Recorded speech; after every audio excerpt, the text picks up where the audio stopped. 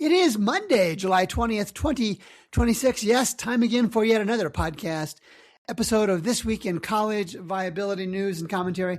Hi, everybody. Gary Stocker sitting in front of the blue, always blue Yeti microphone. Does such a good job of recording the audio and using the Riverside.fm software to record today's podcast.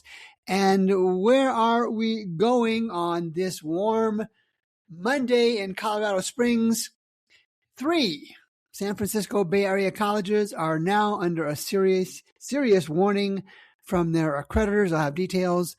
A northern Wisconsin college, Northland, spent down its endowment before it closed. Some donors think it broke the law. I've got a specific story on that one. And Moody's, the financial rating agency, cuts Brown University's outlook to negative, citing a $1.7 billion debt load. It also notes $8.8 billion in assets that they have in terms of an endowment. And Dr. Robert Kelchen always has good stuff at the University of Tennessee, has a piece on Is Your College Losing Money? And he's got a database to go with it. I'll talk briefly about that. And AI, artificial intelligence, is pushing the expected rise in college closures. And let's say, and I was part of that interview with Sean Soleil at the Washington Times. And keep in mind the 2026 College Majors Completion app. I've got versions for academic leaders and for students and families. You got to know which programs, which majors are doing well and which are not. And for college academic leaders, we've got 5 years worth of data. For students and families, we have a single year worth of data. Students and families, make sure you don't choose a college where they're not graduating, completing very many folks in the majors you are interested in. It is that kind of major is ripe for closures. So where do we go? As we always start is layoffs and cutbacks. And in mid-July, I don't have any layoffs and cutbacks. Somebody stopped the presses. Maybe I missed them. No, I don't think so. I usually put them in there. Or they were so insignificant I didn't put them in. But no layoffs and cutbacks or closures this week. Got to be a record. Page 2, the 3 Bay Area colleges. Nanette Asimov had this story in the San Francisco Chronicle on July 16th. And the 3 colleges are Dominican University in San Rafael, St. Mary's College in Moraga, and the third one is the Academy of Art University in San Francisco, and it had its warning from its accreditor earlier this year. Interestingly, the accreditors gave each college 2 years. Not even close to tough love. 2 years to repair their problems, financial and otherwise, by better aligning expenses with revenue for the most part. And in the case of the Academy of Art University, doing a better job of helping students graduate on time. How many times have I talked about both of those? Financial health and pathetically low 4-year graduation rates. And at least the accreditors in California, although they're giving them 2 years, are already saying, hey, you got to do better. And then in conjunction with that, Nicola Pitchford, who is the president at Dominican, said this, and I quote, Dominican's undergraduate enrollment has declined nearly 12% since 2021. She said that's the equivalent of about 150 full-time students. Pitchford went on to say undergraduate tuition is $54,441 this year. And then she adds, but nearly all students receive significant financial aid. and this is how desperate colleges are to convince the public that they provide a quality education by having a high price tag, even though hardly any of them stick by it. They share that ridiculously high tuition price. And then in the very next second, talk about how they provide financial aid to their students. And you and I both know that discount rate, they call it scholarships, they call it financial aid. And I guess it kind of is. The discounts are in most cases in excess of 50%. So that $54,000 list price at Dominican, probably, I don't know this for a fact, probably somewhere in the vicinity of $27,000. And again, I've talked about this before. It's colleges use that Chivas Regal effect. It's an alcoholic beverage. And colleges think a high price convinces students and families that it's a good product or service. I'm here to tell you that's not necessarily the case. And then I want to go to Wisconsin. And Northland College, that closed last year sometime, spent down its endowment before it closed. Some donors think it broke the law. That's a headline from Danielle Kading on July 16th at Wisconsin Public Radio. Now, probably didn't break the law, although that's a pretty judicious interpretation. What this is this is another case. This is another case of a college in financial trouble, taking what appears to be legal. I'll be honest, that's what the reporting says, but it might be ethically marginal advantage of restricted endowments. Now, restricted endowments, of course, are dedicated endowments to a specific scholarship. The Gary Stocker College Viability Scholarship will be an example of a restricted endowment. It's designed just for students studying the financial health of colleges, as opposed to unrestricted endowments, which are essentially cash. It's a gross generalization, but that's effectively what they are. So the story is about a young man whose name is Bjorn Norgard, who had volunteered for a local nonprofit group about 10, 15 years ago. In 2011, he was killed. He was 23 years old, and he was killed in a hit-and-run crash while he was skiing at night at a resort somewhere, an area somewhere in Wisconsin. So with family and friends, and I think others, Norgard's father created a scholarship at Northland College in his son's name, to honor his son, of course. 2 years later, Mr. Norgard set up the Brother Bear Endowment Fund to provide financial support to Northland students for various activities. Right? That's the setup. What we wanted to do, he said, was to honor Bjorn's adventurous spirit by providing funds so that kids could honor theirs, Mr. Norgard said. And the family donated somewhere in the vicinity of $156,000 between the two endowed funds. But now, most of that money is gone, as reported in this story. As Northland College went through its financial turmoil, they ended up using most of those funds, and others as well, not just this one, most of those funds to effectively keep the lights on, to meet payroll. And that's sad as it can be, that this father's intention to honor the memory of his son was subverted, I guess is the word I'm going to use, by a college that needed the money to keep the lights on, to stay alive, to not close. And they ended up closing. But here's the real story. And it's not just Northland College, don't get me wrong. What they did, probably illegal, ethically, maybe a tougher call to make. But time after time, we see colleges in dire financial straits grab at funds that were meant for other uses, usually in the endowment. And I can't say that it's not legal. Some states may rule differently, but I got to be careful here.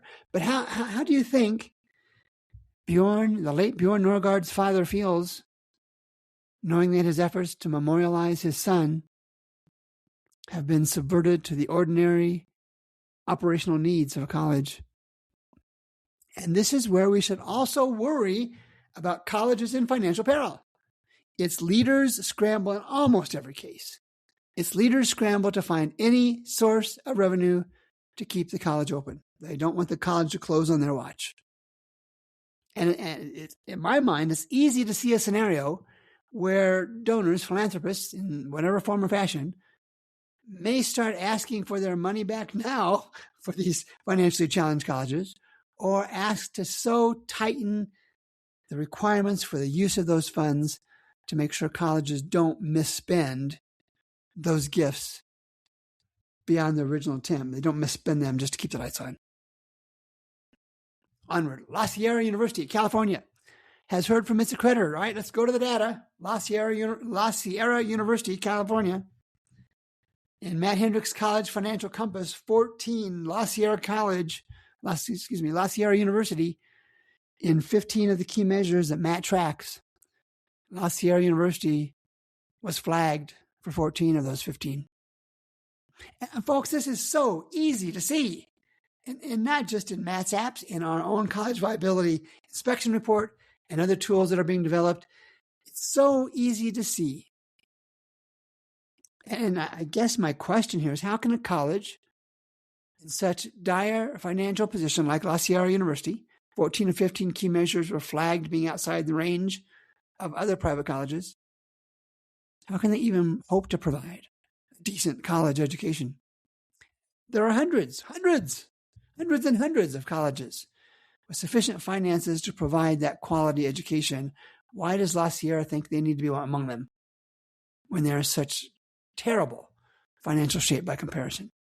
And that's why we have the College Viability app, the 2026 College Majors Completion app, the College Viability Inspection Report, and the soon-to-be-released My College Decision Lens. These are all tools for students.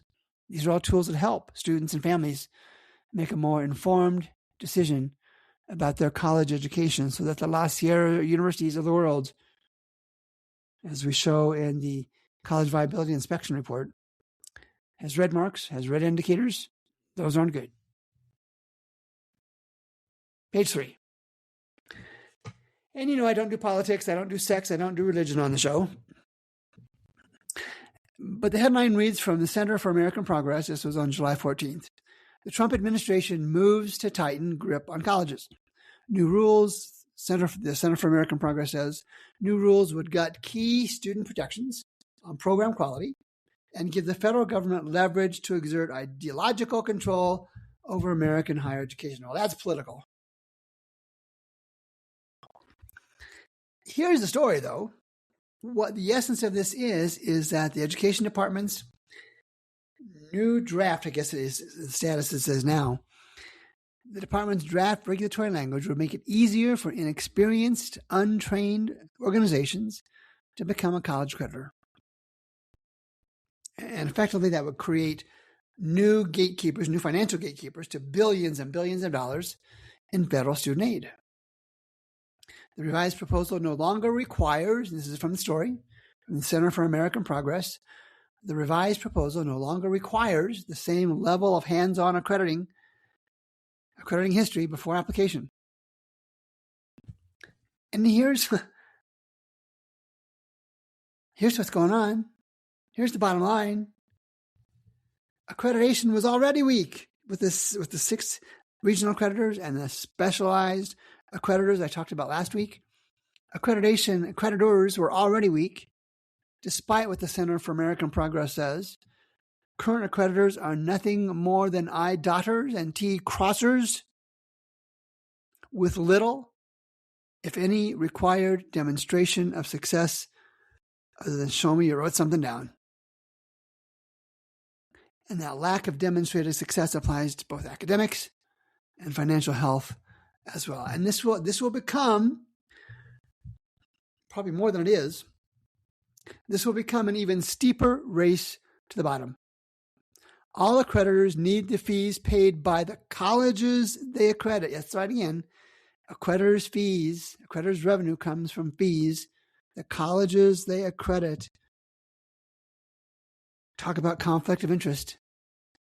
And without those fees, these accreditors have no business. So accreditors will have to create standards, whether they're current ones or new ones. They'll have to create standards that make it easier and less expensive for colleges. And that's not the case here at College Viability. We are not an accreditor. Our revenue comes from those who buy our apps. We don't have a revenue conflict of interest like accreditors do. And they will tell you, no, it's not a conflict of interest. We've got systems and processes in place to prevent that. Okay, buy that if you will. But you got to know in those quiet meetings when they're doing accreditation reviews that at least somewhere in the back of their minds, if they're talking about a college that needs to have their accreditation removed, that there's a loss of revenue attached to that for that accreditation agency. Here at College Viability, we give you financial data, graduation rates. Talked about that. In fact, I had a LinkedIn post last week, over 24,000 some odd views because I challenged the graduation rates of too many colleges and many colleges, and other data that lets students and families make the decision Make an informed decision. And as I've shared so many times, it's the same type of service you get from organizations, magazines like Consumer Reports for washing machines and dishwashers and you name it, and Kelley Blue Book for cars. Moody's cuts Brown University outlook to negative, citing a $1.7 billion debt load. This is from Robert Farrington in the College Investor on July 9th. And Moody's did it because of the weak operating performance that could persist for several years as expenses and financial aid commitments to students rise faster than revenues. All right. That's all I have in terms of the story itself. And this is not a closure. This is not a closure scenario. Brown's not going anywhere. This is an industry indicator. Keep in mind that very few colleges can afford the ratings, the financial ratings review that Brown can afford through Moody's or S&P or Fitch's. Brown has an $8.8 billion endowment and 11,000 plus students. But they also have debt, almost not quite $2 billion in debt. And that's why Moody's did what Moody's does, say, hey, that's not good. So here's the summary point. If an Ivy College like Brown, with all of its assets, $8.8 billion in cash and investments, is given a negative rating by Moody's, can we make a logical assumption that the hundreds and hundreds of colleges without Brown's financial resources but are not reviewed by Standard & Poor's or Fitch's or Moody's might also be in trouble? They just don't get that officially stated by one of the rating agencies. Yeah, I think that's the case. And Dr. Bob Kelchen, does some really good data work at the University of Tennessee and publishes some really good stuff. And it was last week, I guess it was, yeah. Last week, his headline read on social media posts, I think it was LinkedIn, "Is your college losing money?" And searched this database, and he created a database at the University of Tennessee, Knoxville, to see how your institution, your college, stacks up. I'm going to summarize what he said. He looked at more than 2,700 colleges, 540 plus public 4-year, 1,100 plus public 2-year, and 1,000 plus private nonprofits in all 50 states and Washington, D.C. The criteria was they had awarded 50 or more undergraduate credentials in the calendar year fiscal year 2023-2024, and had to consistently reported financial data for the last 10 years from 2015 through 2024. He writes that over that decade, you can get a handle on institutional finance, health or no health, by seeing how many years out of 10, this is what Matt Hendricks does on his college financial compass, how many years out of 10 your college, your institution posted operating losses, enrollment losses, appropriation losses for public colleges, and endowment losses for private colleges. Out of 10 years, how many were their losses in one of those three categories? The red alerts, Dr. Kelchen says, are to look for those who have losses in 6 or more of the last 10 reported years. The report goes on to say that Kelchen foresees a more challenging period for higher education budgets. All right, that's pretty obvious. Federal funding is down. Cuts to research funding, the new federal earnings metric, all combined to make it a tougher business for colleges. He does note, and I'm not sure I'm on the same page with this, but he does such good work that I'm okay with that. There are 2 bits of good news for the sector. The first is, Dr. Kelchen says, is that the last few years have been a time for all but the most struggling institutions to recover and plot a strategy for going forward. And that's an important qualification, all but the most struggling. And the second is that higher education is becoming more serious about making budget cuts before situations become incredibly dire. And so Dr. Kelchen, Bob, Robert, I like your stuff. Really good stuff. Along with Greg Pillar's stuff, yours is the first I read. But I'm going to make the argument that too many colleges have neither taken advantage of time to recover or make plans or shown any capacity to balance their budgets. And especially the balance of budget piece comes from the weekly show I do with Matt Hendricks, the College Financial Health Show. And if you've watched that show, you need to watch it. If you haven't watched that show, you need to watch it to see what we do. But week after week, not every week, but almost every week, colleges that were reviewed just simply show no capacity to balance their budgets. And it shows up in their financial statements, and it shows up in the comparisons that Matt develops in his College Financial Compass tool. Page 4. There's a new report that finds institutional size matters to prospective students. It's not the dominant factor, but it matters. And this comes from PR Newswire, and it comes from the Center for Higher Education, Mergers and Acquisitions, CHEMA, C-H-E-M-A. I was part of the study, and it notes that while institutional size plays a role, it's not the primary role. The report found that most prospective students prefer medium to large size institutions. 67% favored medium size with 1,000 to almost 10,000 students. 42% preferred large, 10,000 to 20,000 students. And only 14% said they wanted very large institutions with greater than 20,000 or more students. The report says larger institutions, and this kind of ties in with where I think the market's moving. The report says larger institutions appear to be competing effectively, maybe more effectively, across multiple dimensions that students value, including cost, program options, academic quality, flexibility, and career opportunities. And I'll sarcastically add football games on Saturday afternoon. And I share this like I've done so many times. The market is moving to big. We don't see it yet today. That's an anecdotal observation, but it's happening. Sean Slay, he drops me a note regularly asking for comments, and this story on AI pushing the expected rise in college closures. This was last Monday on July 13th. And he does such a good job of researching and talking to so many sources. Sean Slay quoted many, many sources to support this headline, that AI is pushing the expected rise in college closures. Agree or disagree with the premise, with the headline? AI provides all of us with access to precise information that search engines don't always do, and arguably more effectively and efficiently than too many college professors do. And here's an example. I've started taking Spanish lessons with the guidance of one of my AI tools. And let's do the wrap. And this is from Kyle Saunders. Again, I find so many good writers. Kyle Saunders is one of those. This is from July 9th, so it's a couple weeks old. And here's the headline. Why employers no longer trust college degrees, grade inflation, the SAT revival, and the rise of hiring tests.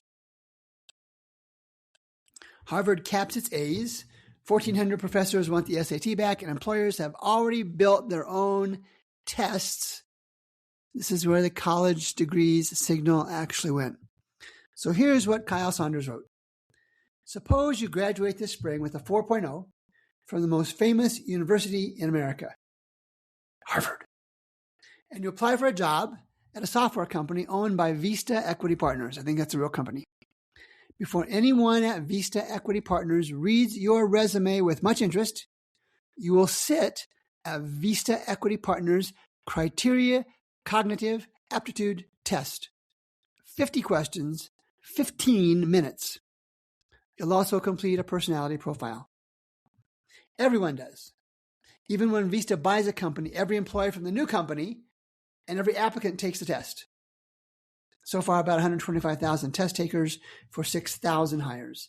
And if your score comes back looking too good, Vista Equity Partners may ask you to sit again in a room with someone watching. And Mr. Saunders, Kyle Saunders, notes that a reader pointed him to Vista. And he goes on to say, Kyle Saunders goes on to say, I really haven't found a better image than this story for where higher education actually stands. A private equity firm looks at a Harvard transcript, probably the most famous college in America. A Harvard transcript, the most expensive quality signal American civilization produces, and declines to believe it. Welcome to higher education in 2026. Hey, let's do it again next week. So July 20th plus 7th is July 27th. Thanks, as always, for listening to this. Make sure you're not a podcast hog. Share the podcast link with your college colleagues, with your friends, family, and neighbors, and get the word out. Listen to a different perspective on where this higher education industry is headed. I'm Gary Stocker at College Viability. We'll be back next week.